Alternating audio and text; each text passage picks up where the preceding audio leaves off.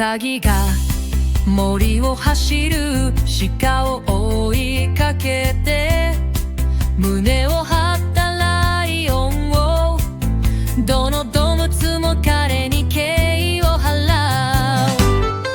友達動物たちは愛を込めて一緒に、森で農場で山で、いつも一緒に幸せに暮らす。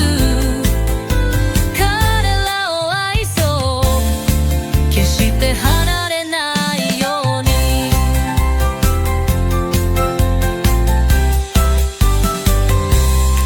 鳥が庭でさえずる、犬が尻尾を振る、猫が優しくゴロゴロと鳴く。自然の一部、いつも一緒に。友達動物たちは愛を込めて一緒に、森で農業で山で、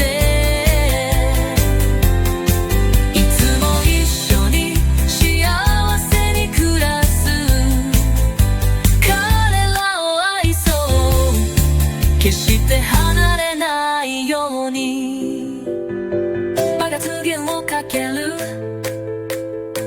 カエルが水辺で跳ねる。それぞれが特別で、それぞれが器用。動物たちと世界は美しくなる。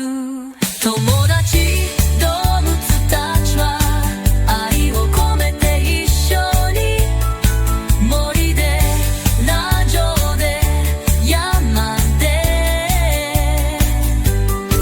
いつも一緒に幸せに暮らす。彼らを愛そう、決して